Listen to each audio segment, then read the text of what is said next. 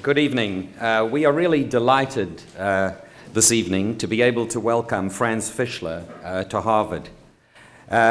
Agriculture today actually accounts for a relatively small proportion of our economies.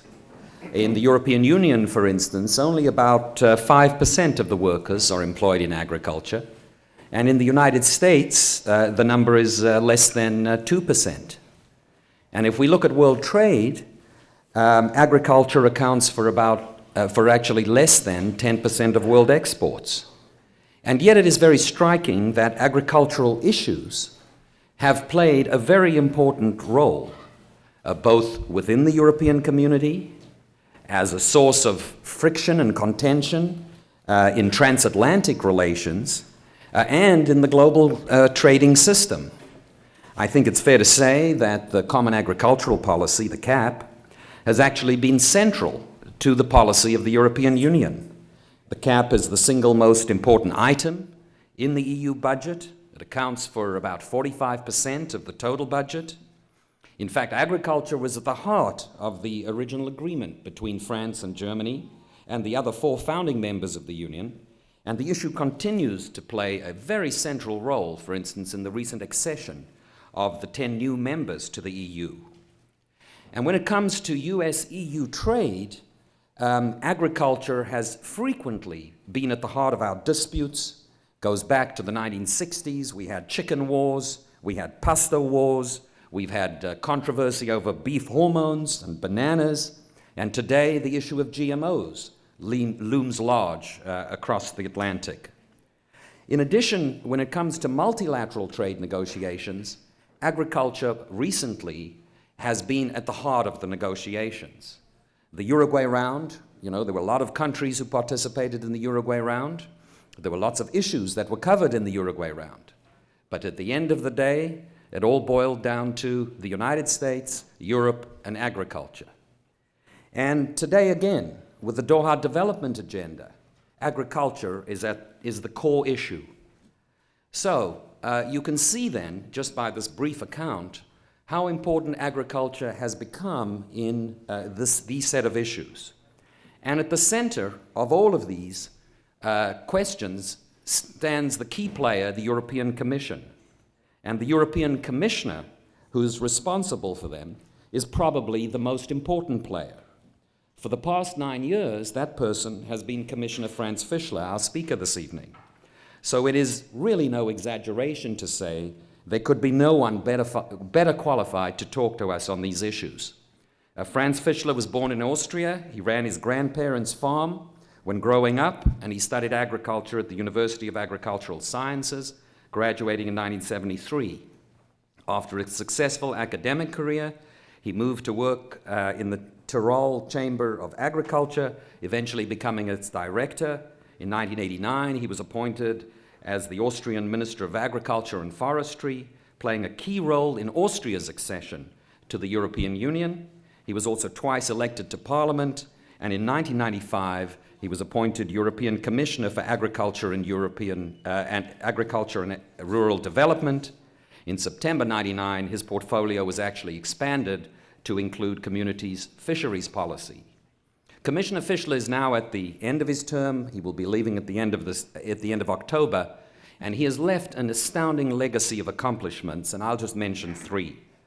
Firstly, a series of revolutionary reforms of the Common Agricultural Policy. These reforms have fundamentally changed the way the EU supports its farm sector. In particular, mechanisms are far less distorting of trade, because they decouple payments to farmers from their production. In addition, these moves have laid the seeds of his second great accomplishment, which has been basically Europe's participation in the Doha round. Commissioner Fischler played a key role in both the launching of the round and more recently in the agreements in Geneva in August, which basically saw the enactment of a framework agreement that includes a commitment on the part of Europe to end export subsidies, and also a commitment by all parties to end export subsidies by a date certain, and a substantial cut in trade-distorting agricultural support. And then finally, I'd also mention the Commissioner's leadership in EU enlargement with the 10 new member states who have joined the Union. So, with that, I'd like to invite Commissioner Fischler to take the podium, please.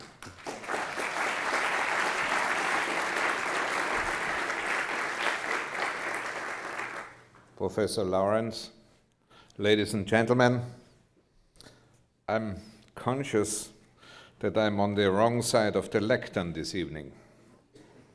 Firstly, I'm the one speaking allegedly to one of the toughest audiences in the world.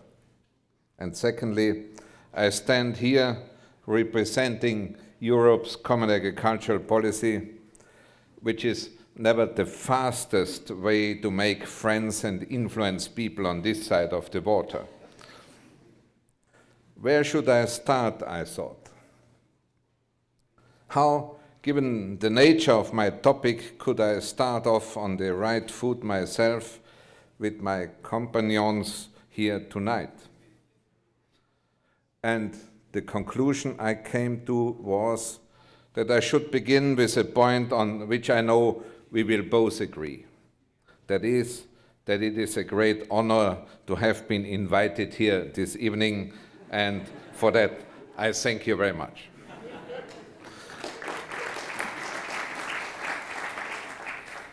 What is going to be a good deal trickier, however, is to convince you that the rest of the story I'm going to tell tonight holds equally true.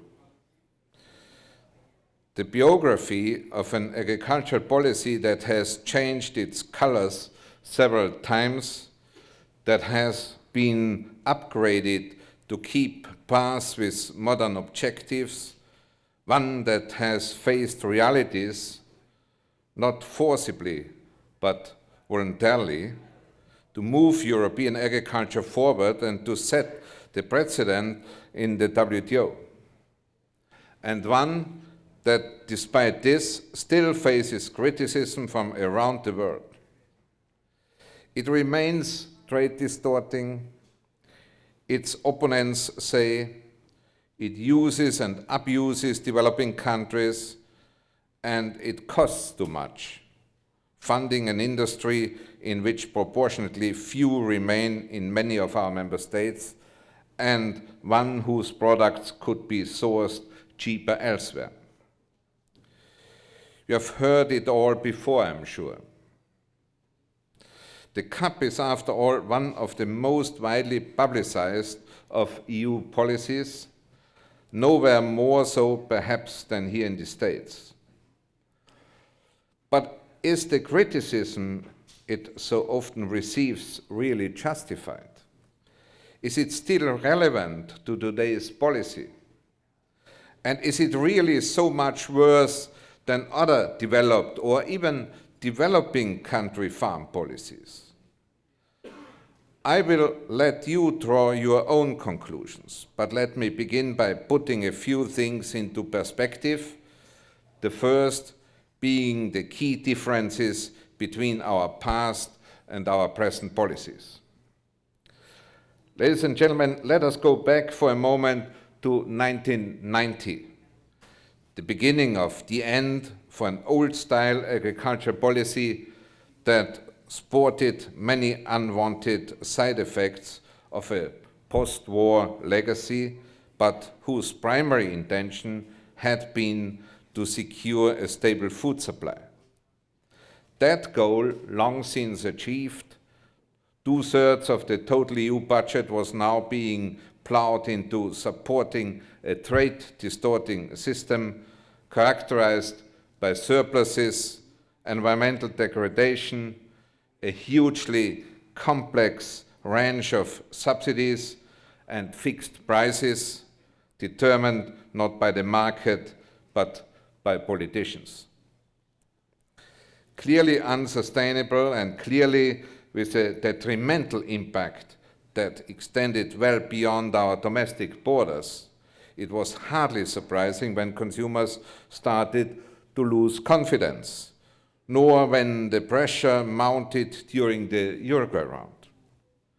They were costly mistakes for which we have been paying dearly ever since, not just in budgetary terms, but also in image, and they were a wake-up call that our CAP needed to do a U-turn and work its way back towards a farm support system that recognizes that farming has and always will be about far more than just the production of food and fiber. So, in 1992 began the series of reforms that we are still continuing today, and so began the long drive back to sustainable, market-oriented and high-quality food production. What has changed? Firstly, the balance. Previously, a policy that tipped the scales heavily in favor of purely economic objectives. Today's CAP is one in which the economic, environmental, and social impact all weigh in equally important. Guaranteed prices have progressively been cut to bring domestic prices in line with those on the world market.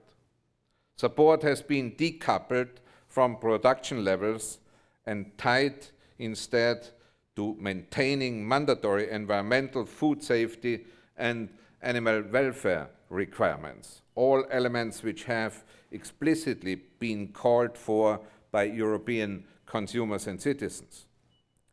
And the inclusion of a comprehensive rural development policy recognizes the intricate relationship between farming and the overall sustainability of the countryside and its economy.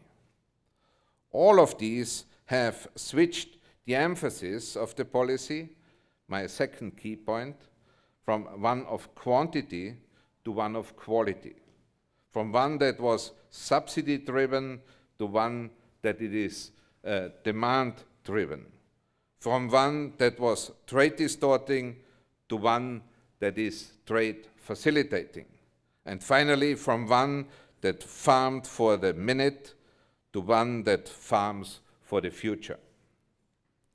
Ladies and gentlemen, I hope I have made it clear how vastly different today's agricultural policy is, but Americans are often cynical when it comes to the topic of CAP reform.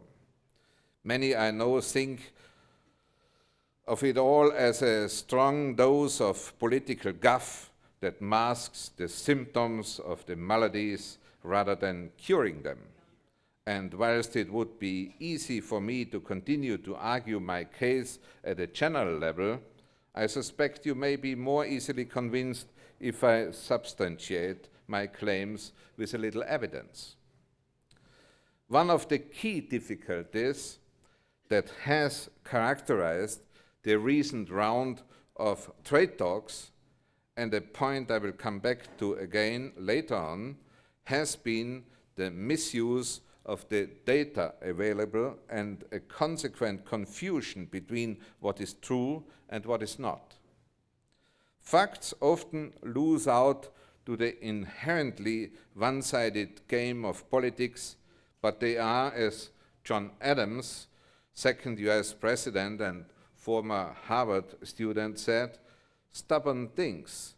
And whatever may be our wishes, our intentions, or the dictate of our passions, they cannot alter the state of facts and evidence. So, what exactly is the state of the facts, the evidence surrounding CAP reform? Let us begin with the question of trade distorting support, for which the changes in our cereals policy provide the most striking results. Since reforms began in 1992, price support and tariffs have in general fallen by more than 40%. Beef too, for which the safety net price has also fallen by over 40%, and intervention has been abolished altogether, is another good case in point. Now let me take the budget. I mentioned earlier that many thought of our policy as overpriced, inefficient, ill-directed, and unnecessarily expensive for our taxpayers. But if you trace the contour of our internal expenditure over the last 10 years, you can see quite clearly how our reforms have actually secured more value for less money. Back in 1992, we were spending 0.61% of the EU's total GDP on our agricultural policy. It's now down to 0.45%. And according to the European Commission's proposals for the next financial framework period, will be down to just 1/3 in another 10 years' time. All the more remarkable given that we have just welcomed 10 new member states and 4 million new farmers into the Union, and that we are going to be channeling an additional 1.2 billion euros a year into rural development. Ladies and gentlemen, reform has enabled us to make our money go further, supporting the sustainable development of our rural areas as a whole, which comprise roughly 90% of the EU's total land area and are home to about half of its population, including our 11 million farmers. Reform has made quality our key objective, and reform has made the CAP a policy that considers the impact before it drives forward, rather than driving forward regardless. Where people get the wrong impression on both these accounts, and something that America falls foul of too, is in the misuse of the producer support estimate, or the so-called PSE, a mechanism that measures the total amount of support afforded to agriculture, and one that is very good at measuring the different compositions of agricultural support, but wholly inappropriate for measuring the impact of support on trade. The PSE can give us an idea of what taxpayers and consumers together pay, not only for agricultural production, but also for its many byproducts and public goods, environmental services, to name but one. To put a value on the latter is notoriously difficult, but to pretend that they do not exist is downright absurd. Moreover, what is essential to the governance of international trade relations is the differentiation of support according to the extent of any trade distortions which it may produce. It is undoubtedly a complicated business, and experience has shown me that the job of trade negotiators is not made any easier by the misuse and trivialization of analytical tools such as the PSE. Few statistical calculations can be as crass and meaningless as the assertion that the developed world pays $2 per cow per day in agricultural support, for example. One would almost imagine that they all have bank accounts too. Moreover, when used out of context, what the PSE also overlooks is the fact that many of the world's more advanced developing countries also use significant amounts of trade distorting support, something that also needs to be addressed in the opening up of world trade, and something that is equally important to the development process. This brings me to another myth worth dispelling, and that is that our agricultural policy compromises the efforts of poor countries to move upwards. Just two examples prove this point wrong. The first is that the European Union is by far the biggest importer from developing countries. The combination of our series of preferential market access arrangements And our as yet unique everything but arms scheme, which allows the world's 49 poorest countries duty and quota-free access for all products, bar arms and ammunition, from 2009 onwards, is clear evidence that the European Union is committed to the development process. Secondly, and perhaps even more significant, is the constant decline in our net export position for all commodities under WTO commitments. From wheat and sugar to meat and dairy products, you name it, all have fallen over the last 10 years, not by accident, but through a series of carefully designed reforms which have been specifically devised to bridge the gap between world and domestic prices. This last point brings me to the current state of play in the world trade talks, because it was this last point that left us in the position where we were able to propose phasing out our export subsidies altogether. T.S. Eliot, another from the long list of Harvard alumni, said, "Only those who will risk going too far can possibly find out how far one can go." He presumably was talking about literary boundaries, but it is a good quotation to illustrate our position, nevertheless. We came under intense criticism internally for offering too much too soon and doing the typical European thing of putting everything on the table before we had seen anything in return. But it was a gamble that paid off, not to say one that possibly prevented the negotiations from ending in another stalemate. Following the framework agreement that came out of Geneva at the beginning of last month, all forms of trade distorting export practices will be phased out altogether, whatever the name they go by, and the rest will be subject to strict disciplines. The Geneva Agreement also made major progress in other areas as well. The reduction of trade distorting agricultural support was another of the key objectives identified in the Doha Development Agenda. And following the Geneva discussions, all parties have now agreed to make substantial cuts, with the biggest subsidizers having to make the greatest efforts. Ladies and gentlemen, I am now full when it comes to public opinion and the CAP.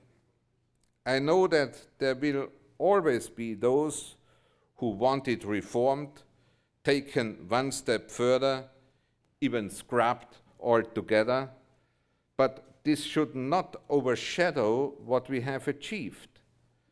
And it was important that our reform efforts be fully acknowledged in the framework agreement. We are not there yet. For some, we never will be. But what we have ensured is that our agricultural policy reform has put world trade reform on track, and not vice versa, as is the case for other developed country farm policies around the world. Cotton is a particularly good example of a sector in which the EU moved of its own accord. Even before Geneva, we had already decided to eliminate all of our export subsidies, tariffs, and most trade distorting subsidies in this sector, and I think it is fair to say that other major players must follow suit if they are really committed to the development process. As to the developing countries as a group, I have already mentioned our preferential import schemes and our Everything But Arms initiative, so I am particularly pleased that the Geneva Agreement foresees other able countries taking on similar commitments alongside the special and differential treatment that will be afforded them vis-à-vis tariff and subsidy cuts, implementation periods, and special treatment for certain sensitive products. And of course, the final key point, which concerns us all, is the question of market access. As you no doubt know, this should be substantially improved by cutting farm tariffs for all products according to a single-tiered approach, with the exception of a limited number of sensitive products which may be selected by individual members for more lenient treatment for economic reasons. So, ladies and gentlemen, I have only enough time to give a brief overview of the situation from a European perspective, and I would still like to leave you with a few conclusions from my visit here tonight. And whilst it is not my position to dictate where others must go, I do think it is fair to say that many lessons can be learned from the European experience, and many examples followed, which brings me back to the question of whether criticism of the EU's agricultural policy is really justified. When René Haverkamp wrote to me back in January, I have to admit that I was somewhat amazed, given the preoccupation that America and Europe have with one another's farm policies, when she said that agriculture had managed to slip through the net here for almost 8 years.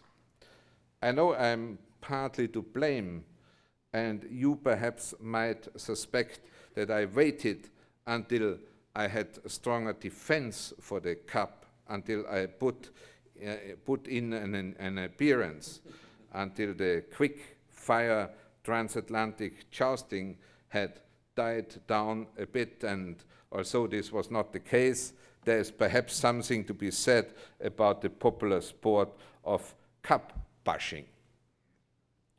There's nothing one loves more than to hate one's main competitors' policies.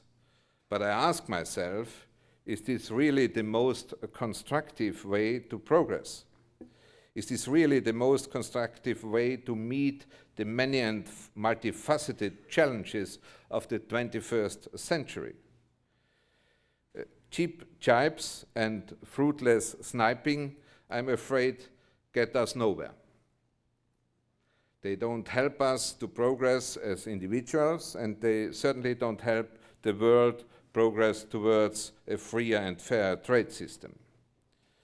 We are and always will be competitors, but we cannot afford to let our differences overshadow what we can achieve as partners.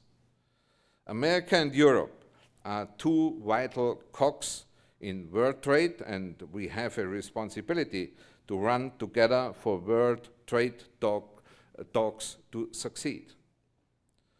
All that stands in our way is sometimes a lack of understanding and perhaps slight ambivalence as to whether we want to work together or against one another. A frank exchange of facts is, I believe, the best way to move forward, and something I hope we have had tonight. There are two ways about it. We both see the value of farm support, and we both see the need to continue it.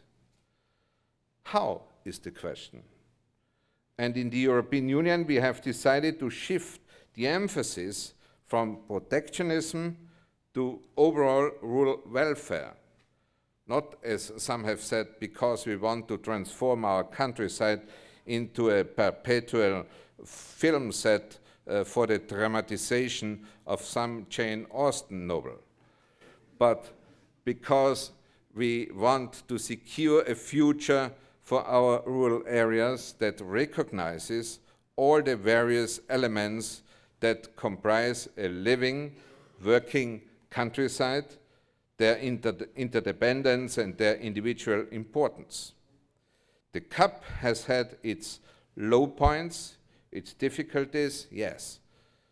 But the fact is that what we have today is dramatically different from that which we had just 10 years ago, and it's high time that our partners stopped looking back at our previous errors and started looking forward to the goals which we must work towards together.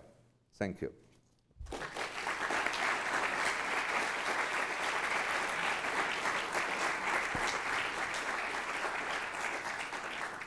Well, thank you very much. The Commissioners graciously agreed to take questions. Let me ask you, if you wish to pose a question to him, please to line up beside the microphones. There are 2 downstairs and 2 up on the balcony. Let me also just remind you that to state your name and identify yourself, and also that the purpose here is to ask a question. A question is short and it ends with a question mark. So please. Hello, I can't see you. My name is Ines Savojka and I'm from the new EU member country Latvia, and the question is about politics in agriculture. When the 1st of May we became part of European Union, it was Russia, now you see why I said Soviet Union, who used immediately agriculture as an instrument of policy, and they didn't allow chicken from Estonia and Latvia to come into Russia, though they wouldn't allow the chicken from all the European Union to come into Russia. And my question is, were you surprised at political action of Russia, and is European Union to play hard with such type of games? Thank you. Well, for those who are not so familiar with Latvian internal politics and the relation between the new member states, or at least some of the new member states, with Russia, a short explanation what the problem here is. The European Union and also many of the new member states are big exporters to Russia of agricultural products. And it is clear, following our international obligations, and especially also our WTO obligations, we have to allow the Russian inspections and control institutions to go to the different plants and facilities in our member states and to make checks on the spot. There's nothing to say against that. The complication comes in when it turns out that there's obviously that there are major differences between the different inspectors, all coming from Russia, how they see the things. And that there is, so to say, not a real level playing field. And this is something we have to make sure. We protested in Moscow against these practices, and my colleague who is in charge of these things, David Byrne, was about 3 weeks ago in Moscow, and there's now an agreement, and I hope that these unfair practices are stopped. Mr. Commissioner, Mr. Commissioner, thank you very much for coming tonight to speak to us. My name is Honor Aldo, and I'm with the MPP program. My question to you is about the complex issue of the Turkish membership to the European Union. I know that your party is generally against the Turkish membership. I was wondering what your opinions on the subject are and your reasonings for this. Thank you very much. Well, this goes now much further than agriculture, but I'm really interested in a fair dialogue, and therefore I think we must also discuss this very difficult question. Let me start with one comment. It is wrong to say that I'm against membership of Turkey. It is a bit more complex. The problem is the following. What we as a Commission have to do, and we have to do this next week, next Wednesday, we have to decide whether Turkey meets the conditions which every candidate country has to fulfill so that we are in a position to open negotiations with them. Which are these conditions? These conditions are what we call political criteria. In other words, there has to be a functioning democracy, a functioning parliament, a respect of human rights and minority rights, and these kind of things. And the heads of states and governments asked us almost a year ago that we should do a proper analysis and we should respond whether these conditions are fulfilled or not. And in addition to that, we should then make a recommendation. And the heads of states, because this is their competence, will then decide, and this will happen in December. But the problem is the following. The problem is, first of all, that it is not enough to make such a formal decision, because we have to be aware of the fact that at the moment 2/3 of the European citizens are against membership of Turkey in the European Union. So if we say we open negotiations, we have also to give a plausible answer to that side, to our citizens. We have to say that we, as we see it at least, and following analysis we did, we can say the consequences of a membership of Turkey are this and this and this. And in addition to that, there's another problem involved. And this is, Turkey is not the same case as Hungary or Latvia or any other of the new member states. Because the differences between the Turkish system and the situation the Turks are in is much bigger than in these former cases. So therefore we have to think about the method how, if they wish to become a member, how we prepare them so that when they are a member, that they are able to compete on our community market, so that they are able to participate properly in the decision-making process and so on and so forth. And then there is a political difficulty too, or two difficulties. The first difficulty is that, as you maybe know, we agreed in Europe about a new constitutional treaty as the legal constitutional base for the future of the European Union. But this treaty must be ratified in each of our member states. And in some, well, in the meantime, at least in 10 member states, there will be a referendum about this.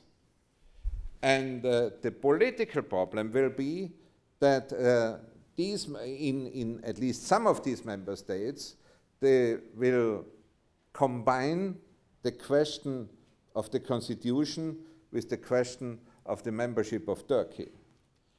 And if then such a referendum fails, we can start again the discussion about a European constitution. That's the first problem. And the second problem is that some member states already announced that even if we are able to conclude successfully the accession negotiations with Turkey, that they will then organize again a referendum.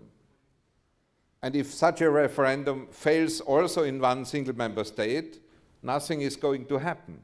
There will be no membership. And can you imagine, I mean, clearly there are very, very important geostrategic objectives. And we have to think very carefully about this. And we in the Commission, we have a common view how important it is to avoid that Turkey could become a fundamentalistic country. But can you imagine what happens if we are now opening accession negotiations, and it was already said, and also on the Turkish side it was said, we need at least 10 years to do this job. And during these 10 years, a lot of efforts have to be done to change policies. And then in the end, after all these efforts, there is still then a no to the membership. Will this not create a huge frustration and the risk of fundamentalism?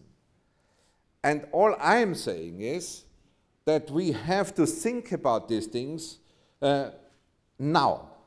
We cannot just blindly go into negotiations without being aware what all the possible consequences could be. I mean, this is what I understand as a responsible action in politics. And this is what we have to discuss next week. So I never said that I'm against opening of accession negotiations with Turkey. But I'm very much in favor that we organize these things in a way so that we will not end up with a big surprise. Commissioner, my name is Matthew Reisman. I'm in the MPP program here, and thank you for being here. My question deals with your comments on the functions of agriculture in a society besides producing food, what some have called multifunctionality.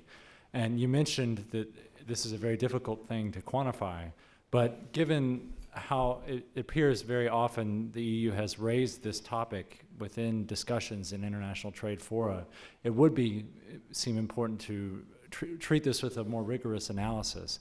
And my question for you was, has the EU developed or proposed the development of some rubric for analyzing and measuring these multifunctional benefits and then introducing those measurements into negotiations? Thank you. I think the most important thing is that we first of all make sure that our support systems in all developed countries, and as I said also in some of the developing countries which have a significant amount of support, are no longer trade distorting, or at least less trade distorting. This is the most important thing. And for that we have also to develop analysis, and as you know, part of the agreement of Geneva is that we agreed that there should be also a kind of check of the green box measures, whether amongst these measures are trade distorting elements or not. This is what we agreed. I mean, the quantification, so to say, what is justified to pay for the maintenance of an ecologically viable or not viable, valuable landscape, it is not easy for many reasons. First of all, the costs are not the same everywhere. The costs depend, for example, on the costs for the workforce. They depend, for example, also on the additional costs which have to be paid by the farmers for the obligations they get from the state authorities. So in principle, how we manage this problem is the following. We say, with the decoupling, I mean, the decoupling is only half of the story. We say there shouldn't be any link anymore to production, to the level of production, to the quantities, so we get rid of all forms of support which is a per head of animal support or a per hectare wheat or any other product support, or even worse, by kilo or liter production. We say then, but there must be a new coupling, and this new coupling is linked with these public services which we expect from the farmers. And we do it then in practice the other way around. We don't say this is the amount justified is this or that. We say we continue in principle with the level of support we have now, but we check on the spot, on the farms, whether all these public services are provided. And if not, then we cut the support. This is the way how we move forward. Thank you. Thank you. My name is Tom Sussman. I'm a MPP1 student. And my question regards genetically modified organisms. Why, in your opinion, are Europeans generally more skeptical about genetically modified foods than those of us in the United States? And what standard of evidence, if any, do you think would help alleviate that skepticism? Wow. Thank you.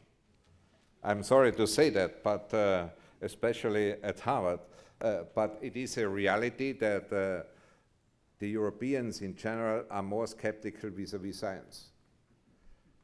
We can ask the best professors of Europe, we can get scientific evidence, whatever, but you will find a significant part of our population not believing that. This is a reality. So we have to face this reality. On the other hand, I personally am very much, I think it is also partly a communication problem. Yeah? And I think, at least I don't see any alternative than to base our arguments on science. What else should we use? But maybe also important is the fact that if you think about, I mean, I am speaking now about only about the green biotechnology or the genetic engineering, because also in Europe, and this is also interesting, when it comes to the use of GMOs to produce pharmaceuticals, there's no discussion about that. Everybody agrees to that. Yeah? But when it comes to the production of food, then it's different. I think part of the problem is also that the concepts we have are also a bit difficult to sell to the consumer.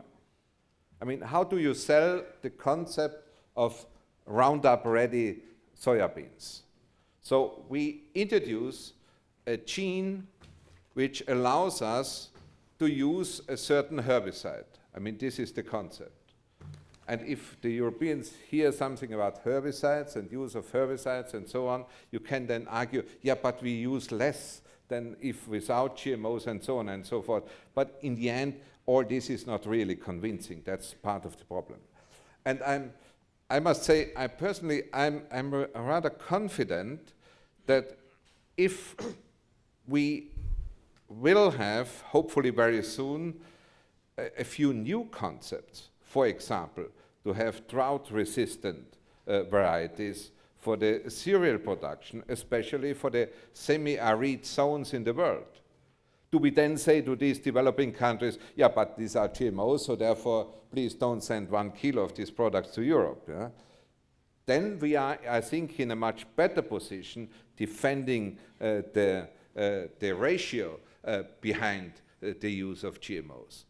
Or another field where I think we will see a huge development in the future. It's maybe not so much food, but at least in Europe, we are convinced that we will see an increasing production of renewable raw materials for other industries, for the chemical industry, or also even to produce fuels. And here, I think, without GMOs, we will be faced with huge problems to produce the right raw material. Because if we use GMOs, then we will be able to enrich, for example, certain chemicals in the plants, and this will make this whole system then much more profitable. So there are ways, but what we must overcome at the moment is this skepticism. And what we did in Europe is, we did in principle 3 things. We said, first of all, we must properly deal with the risks, with possible risks. And this has to do with the authorization of GMOs, yes? And there we have a new piece of law, and it works. We already, since the summer break, we approved 3 new varieties. And altogether we have now more than 30 approved. The second thing is, we say, okay, the consumer should have a choice. Those consumers who accept GMOs in their food should have the choice to buy such food, maybe it's cheaper, and those who don't accept it, they should also have their choice. But this means then you need a labeling system, because without labeling the products, you cannot give any guarantee. Yeah? And this has then also some other consequences, for example, the question of tolerance rates and things like that. And the third problem we have in Europe is that our, at least in the average, our field plots are not the same as in the US. Yeah? We have rather small parcels, and therefore there is also a problem how to organize that one farmer produces GMOs or produces on the basis of GMOs, and another farmer doesn't. And there you have also the problem of the reliability. And here we think that this should be solved at the national level. The member states don't like this very much because it is a bit a nasty issue. But we insist that this has to be done. And for example, Germany, a country where the consumers are very critical about these things, but they agreed now on a new piece of law how they can organize coexistence. We have time for one more question. So Only one, sorry. We're sorry. Yeah. Commissioner, my name is Jessica Luna. I'm a MPID second year student. I am from Peru, and as a trade negotiator that I am, and as a citizen of a developing country with 70% of its rural population below the poverty line, I really welcome the CAP reform, but I am worried about the non-tariff barriers that the EU is using right now. SPS measures, TBT measures, measures regarding the protection of animal welfare and environment. I can, for instance, remember the case of fish meal, sardines, maca, and other crops of indigenous people. What should developing countries expect about real and effective market access to the EU? Thank you. Yeah. Let me make clear one thing. As you maybe can imagine, also for our new member states, it was not very easy to go into the European Union and to accept the European Union production standards. But also, for example, for a Latvian food industry company, it is not possible that they put products on the market, on the community market, which don't fulfill the standards of the community. So how should we then accept lower standards for products which come from third countries? There, I'm sorry to say that, but there is not much room for negotiations and tolerances and what have you. But where there is a lot of room is that we think if we, on the one hand, insist that the standards are fulfilled, then we have to help to make sure that especially developing countries are able to fulfill these standards. And this is the issue where the technical assistance comes in. And I'm absolutely against this stupid idea only to say, well, trade instead of aid. I mean, we shouldn't forget that what the WTO opens are trade opportunities. They don't realize already the trade. But to make out of an opportunity a reality needs aid, or in other words, technical assistance. And this is what we have to give. And there, at least internally, we have a full agreement that this has to go, that this has to happen, and that we have to do more, even more in this respect. But also we have higher standards. You shouldn't forget that already at this stage, the European Union is importing from the developing countries more agricultural goods as the US, Japan, Australia, New Zealand, and Canada together. We absorb 80% of all agricultural exports from Africa. And we absorb 40% from South America. I hope you can understand there are also limits because, I mean, look at me, the Europeans are not able to eat a lot more in the future.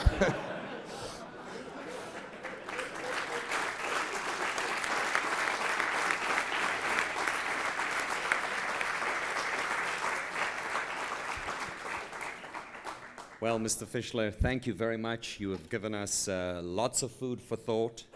And with that, I'd like you all to join me in thanking the Commissioner for an outstanding address. Thank you.